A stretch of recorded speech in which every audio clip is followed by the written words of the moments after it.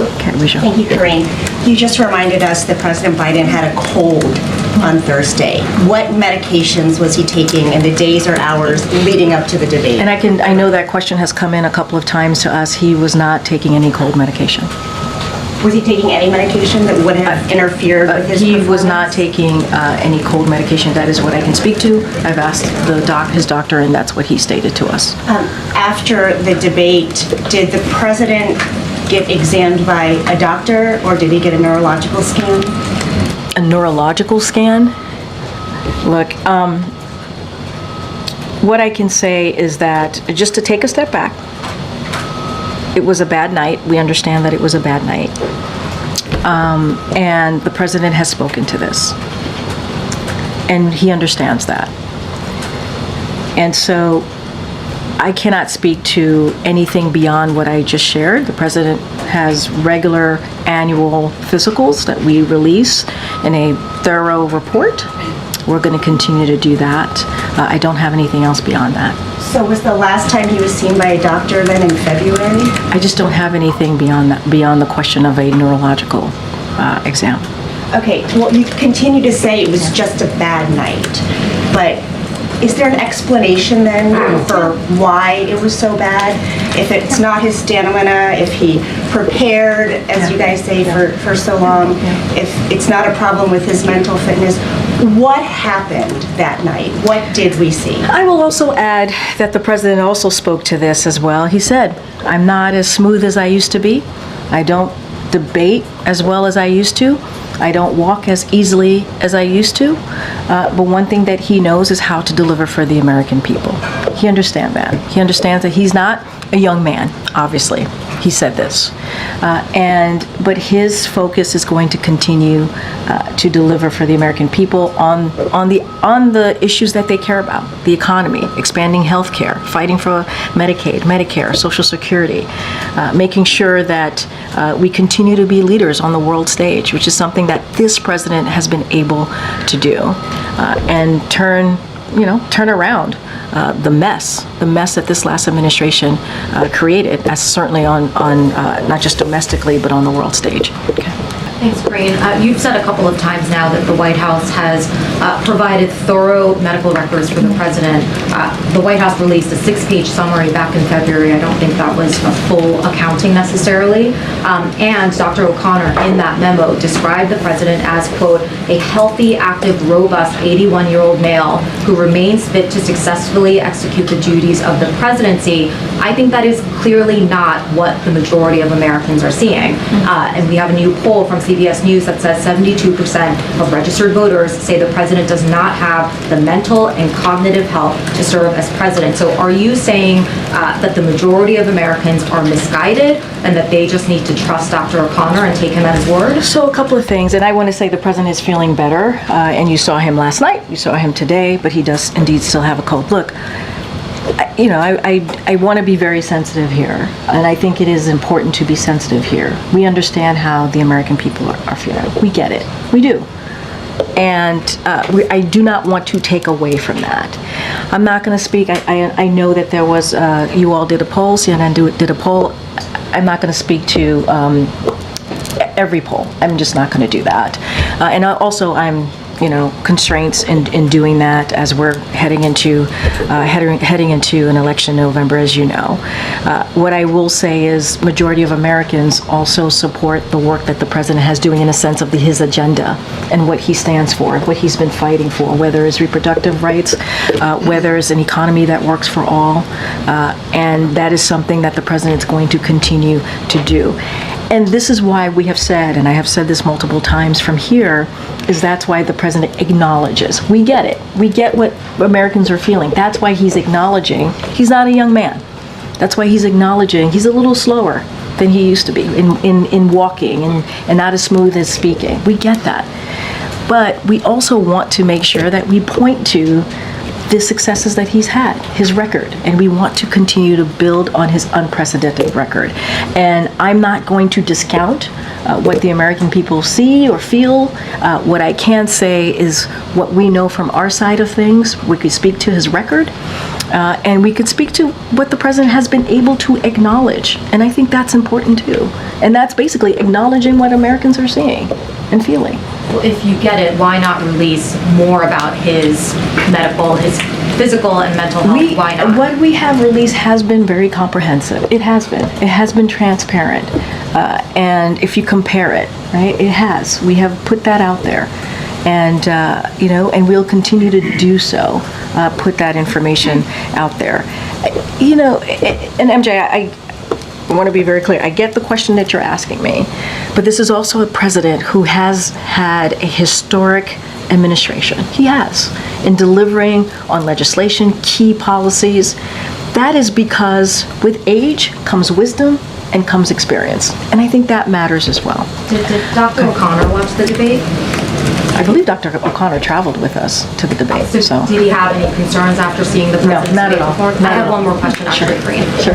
The campaign's theory of the case for the president staying in the race has been that the president has a better shot of defeating Donald Trump than any other Democrat.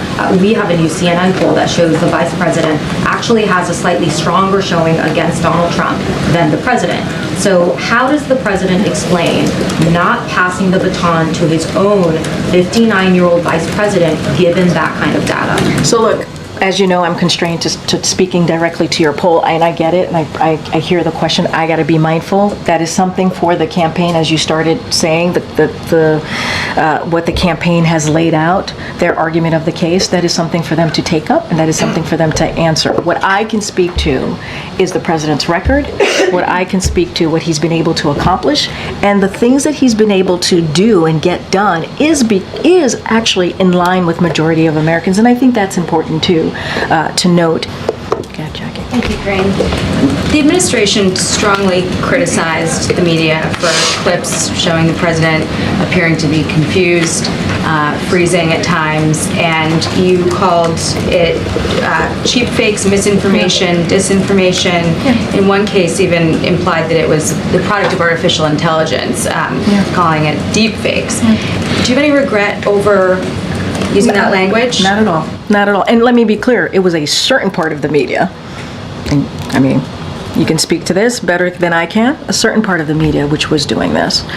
And look, independent, mainstream fact checkers in the press and misinformation experts have been calling out cheap fakes.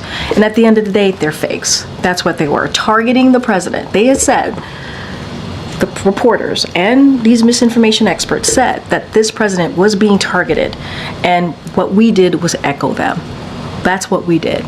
And look, we'll certainly continue to call that out. And the cheap fakes didn't come from me. I didn't coin that. I didn't come from this White House or this podium. That came from the media.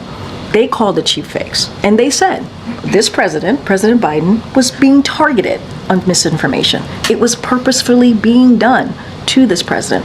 And what we did is we echoed that. So I don't regret it at all. Well, the administration it was just the also facts. Used that sort of approach to counter the Wall Street Journal report, for instance, that interviewed 45 people over several months who criticized, the president's handling of himself in meetings, and broadly. Which approach? I'm not following. Talking about the president's age being a factor. I don't understand where the approach from the White House to criticize the reporting, to basically cast the reporting as not true. And broadly, this has been, the reason I ask is like the administration's response to our questions often seems to be, don't believe your lying eyes. The border's secure. Afghanistan withdrawal was a success. Inflation's transitory. So is that going to change? I mean, you just laid out, Jackie, a bunch of things. So just give me a second here. First of all, I think this is a give and take, right? Even in this briefing room, we go back and forth. I go back and forth with you, with your colleagues, with everyone here. And I think we have a right to say if something we don't think is true or something we think we want to push back on. That is a right for us to do, just like you have a right to push me and say, actually, our sources or our reporting say this. I think it's a give and take. This is what makes what we do in this room almost every day. This is an exercise of democracy. This is an exercise of freedom of the press. That's what we're doing here. And I think if there's some reporting that we don't believe to be true, I think it's okay if we go back and forth and say, actually, we don't think that reporting is true, right? And so I don't see anything wrong with that. That is what this is. That is what this is. This is what we actually do on a daily basis. This is how we lead the world, on making sure that journalism exists and you all have the right to do your jobs. But, we also have our right as the press office here in the administration, if we don't believe something is true or we want to share our side of things, that we do so. Look, on the other things that you just listed, I've talked about this president's record a lot, often here, in this just however minutes I've been at this podium. And look, when it comes to the economy, the data shows it. When it comes to healthcare, the data shows it. Afghanistan, obviously, it is an important conversation to have, and that is something that the president wanted to do and end a war, a forever war. He wanted to make sure that we stop putting our young women and men in harm's way. And that is a difficult decision to make. It is not an easy decision to make. But he's the president and commander-in-chief, and he wanted to make sure that we got our armed troops out of harm's way. And so I honor and respect our back and forth, and it is always an honor and privilege for me to do this job, and I will continue to do that. Go ahead. Thanks, Karine. So I've spoken to a lot of donors since the debate, and they want to know what exactly happened that night. So just to follow up on MJ's question, I know you said he hadn't taken any cold medication. Was there any other medication he had taken? That's what many of them are asking. No, I understand. I was asked about the cold medicine. I asked about the cold medicine. He was not taking any cold medicine, and I don't have anything beyond that. I don't have anything beyond that to share. And look, I've answered this question multiple times at this point. I don't have anything else to add beyond what I have shared with your colleagues here in the room. We really, truly want to turn the page on this. We really want to be able to get out there and, speak directly to the American people, speak directly to you all, the president will. And I think that's important too. Look, and not forget what this president has been able to do the last 3.5 years, how he's been able to deliver. And there is a stark contrast in what this president has done and what Republicans in Congress are doing, right? He's trying to protect our rights as president. He's trying to protect our freedoms. He's trying to protect really important programs that matter to the American people. He wants to protect women's rights, Roe v. Wade. He wants to continue to build an economy that works for all. That's what we're going to focus on. And that's what Americans are going to hear, continue to hear from this president. Anything else, I think I've litigated this a lot already in this briefing room. I just don't have anything else to add. Yeah, Andrew. Thank you, Karine. Two questions. Sure. You have repeatedly referred to the president's outing after the debate at the watch party, his remarks the next day in North Carolina, his appearances at fundraisers, his appearances this morning at the D.C. Emergency Operations Center. All of those appearances were scripted events where he spoke from a most spoke from a teleprompter. I know, but you said all, but not all. Okay, well, if you're correcting me, they're most. They're scripted, spoken from a teleprompter. How are Americans supposed to get the sense that the president is fully engaged and capable and thinking off the cuff when he's reading from prepared remarks so often? And why can't he just come down here? The briefing room's 30 seconds away. Why can't he come down here and assure us and the American people that he's okay? And I have a follow-up. Okay. First of all, it wasn't all. It was when he was speaking in front of the audience, but it wasn't all. When you think about the tarmac, when you think about engaging at the Waffle House, when you think about engaging at the watch party and doing a very long rope line, and when he was at the tarmac, it was in the middle of the night, literally 2:00 at night. We all wanted to go to bed, but the president was certainly very focused and zeroed in on the American people who were out there, wanting to cheering him on and wanting to see him and take selfies and get a hug from this president. That's what you saw. And I don't know if you missed this, but I also shared that he has done more than 40 interviews this year alone, and we're going to continue that. He's going to do an interview with ABC, George Stephanopoulos, this week. Those were unscripted. Those were unscripted. He's done more than 500 gaggles. Those are unscripted, and we want to continue to do that. We do. We want to continue to do that. There's going to be a press conference next week, a NATO big boy press conference, as Justin has reminded us, next week. And so that's going to be important as well. And I have a follow-up. And Sure. One of my colleagues behind me shouted a similar question to what I'm going to be asking you, but I think remember the question. given what happened on Thursday, given the reporting in the New York Times and other outlets about the president's more frequent lapses, losing his train of thought, all of us saw what happened on Thursday, where he simply could not form coherent answers to many, or some, if you will, of the questions, and here to lapse into nonsensical answers at the end. We beat Medicare, for instance. I'm going to ask something delicate, and you may not like it. The president may not like to hear it if he's watching, but I think the American people need to get a yes or no answer on this. Does President Biden, at 81 years old, have Alzheimer's, any form of dementia, or degenerative illness that would cause these sorts of lapses? And it's a yes or no question.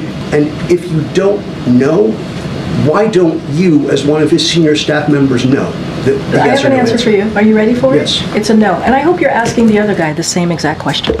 Okay. Go ahead. The statement that Congressman Doug had put out, Yeah. does the president feel like members, the Democratic congressmen, should be able to speak their minds on this? Or does he think, calling for him to withdraw is hurting the party writ large? I mean, look, that's something about the Democratic Party that we really respect. It is a big tent party. Many people are going to have their opinions. We are going to have our disagreements, and that is what is important. And we really respect other people's opinions and thoughts. I think that's what makes, this party different, right, than the other side. Certainly, we see that with how it's playing out in Congress, or how it tends to play out in Congress. So the congressman is going to have his opinion. He's going to have his thoughts. That's for him to speak to. We are not, this is not a president that's about his personal politics. That is not this president is all about. He doesn't care only about himself. That is not what this president is all about. And I also read out some supportive statements that we've heard from leaders of Congress. Former Speaker Pelosi, I read out what she laid out. I read out what Congressman Clyburn has said, and I think that matters as well. And you all have heard from multiple supporters over the past couple of days since Thursday, and I think that's important as well. And just to be clear, the president has not spoken to either Senator Schumer or Leader Jeffries? What I can say is that the president plans to speak to them this week. I don't have anything Is there a beyond. reason though it's been 5 days? Well, I think they would have spoken. I hear you. I addressed this moments ago. The president was on the road for 2.5